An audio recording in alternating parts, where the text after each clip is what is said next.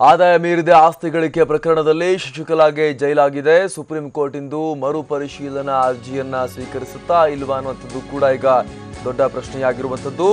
Supreme ಕೋರ್ಟ್ಗೆ ಮರುಪರಿಶೀಲನಾ ಅರ್ಜಿಯನ್ನ ಸಲ್ಲಿಕೆ ಮಾಡೋಕೆ ಶಶಿಕಲಾ ಟೀಮ್ ಮುಂದಾಗಿದೆ. ಬೆಳಗ್ಗೆ 10:30ಕ್ಕೆ ಅರ್ಜಿಯನ್ನ ಶಶಿಕಲಾ ಪರ ವಕೀಲರು ಸಲ್ಲಿಕೆ ಮಾಡ್ತಾರೆ. ತೀರ್ಪನ್ನ ಮರುಪರಿಶೀಲಿಸುವಂತೆ ಸುಪ್ರೀಂ ಕೋರ್ಟ್ಗೆ ಅರ್ಜಿಯನ್ನ ಸಲ್ಲಿಕೆ ಮಾಡಲಾಗುತ್ತೆ.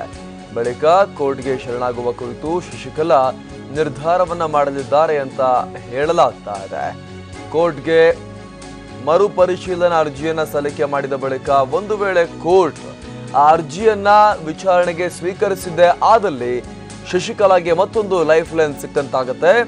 ಆಕೆ ಶರಣಾಗೋದು ಮತ್ತೆ ವಿಳಂಬವಾಗುತ್ತೆ. ಮರುಪರಿಶೀಲನಾ ಅರ್ಜಿ ವಿಚಾರಣೆಗೆ ಅಂಗೀಕಾರ ಆಗಿದ್ದೇ ಆದಲ್ಲಿ ಅಲ್ಲಿ ಮತ್ತೆ ತೀರ್ಪು ಬರೋ ತನಕ ಕೂಡ ಶಶಿಕಲಾ ಶಿಕ್ಷೆಯಿಂದ ಬಚಾವಾದ ಹಾಗೇನೆ ಅಂತ ಇಲ್ಲಿ ಸ್ಪಷ್ಟ.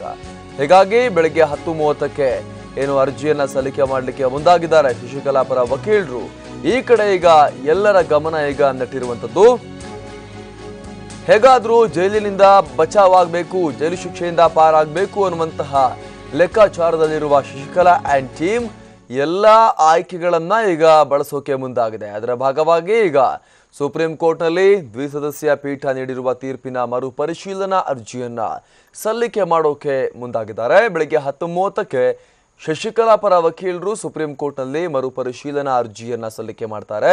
ಒಂದು ವೇಳೆ ಈ ಅರ್ಜಿ ವಿಚಾರಣೆಗೆ ಸ್ವೀಕೃತವಾಗಿದ್ದೇ ಆದಲ್ಲಿ ಶಶಿಕಲಾ ಶರಣಾಗುವುದಿಲ್ಲ ಅಂತಾನೆ ಇಲ್ಲಿ ಹೇಳಲಾಗ್ತಾ ಇದೆ. ಈ ಮೂಲಕ ಈ ಮರುಪರಿಶೀಲನಾ ಅರ್ಜಿಯ ತೀರ್ಪು ಬರೋ ತನಕ ಕೂಡ ಒಂದು ಹೊಸ ಲೈಫ್ ಲೈನ್ ಶಶಿಕಲಾಗೆ ಸಿಕ್ಕಂತಾಗತ್ತೆ ಜೈಲಿನಿಂದ ಪಾರಾಗೋಕೆ. ಅದನ್ನೇ ಬಳಸಿಕೊಂಡು ತಮಿಳುನಾಡಿನಲ್ಲಿ ಈಗ ಏನು ಪೊಲಿಟಿಕಲ್ ಕ್ರೈಸಿಸ್ ಉಂಟಾಗಿದೆ, ರಾಜಕೀಯ ಬಿಕ್ಕಟ್ಟು ಉಂಟಾಗಿದೆ.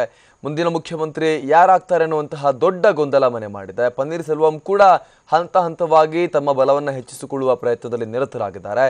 ಹೀಗಾಗಿ ತಾವು ಜೈಲಿಗೆ ಹೋಗಲೇಬೇಕು ಅಂತಾದರೂ ಕೂಡ ಒಂದು ಸ್ವಲ್ಪನಾದರೂ ಕಾಲಾವಕಾಶ ಸಿಗೋ ರೀತಿಯಾಗಿ ನೋಡಿಕೊಂಡು ಎಲ್ಲವನ್ನ ಕೂಡ ಸೆಟಲ್ ಮಾಡಿ ತಮ್ಮ ಕಡೆಯವ್ರನ್ನ ಯಾರಾದರೂ ಮುಖ್ಯಮಂತ್ರಿಯಲ್ಲಿ ಅಂದರೆ ತಾವು ಹೇಳಿದಂತೆ ಕೇಳುವಂಥ ಯಾರನ್ನಾದರೂ ಕೂಡ ಮುಖ್ಯಮಂತ್ರಿ ಸ್ಥಾನದಲ್ಲಿ ಕೂರಿಸಿ ಬಳಿಕ ಜೈಲಿಗೆ ಹೋದರೂ ಕೂಡ ನಡೆಯುತ್ತೆ ಅನ್ನೋ ರೀತಿಯಲ್ಲಿ ಇಲ್ಲಿ ಲೆಕ್ಕಾಚಾರವನ್ನ ಶಶಿಕಲಾ ಮತ್ತು ಕ್ಯಾಂಪ್ ಹಾಕಿರುವಂಥದ್ದು. ಅದರ ಭಾಗವಾಗಿ ಸುಪ್ರೀಂ ಕೋರ್ಟ್ಗೆ ಮರುಪರಿಶೀಲನಾ ಅರ್ಜಿಯನ್ನ ಸಲ್ಲಿಕೆ ಮಾಡಿದ್ದಾರೆ.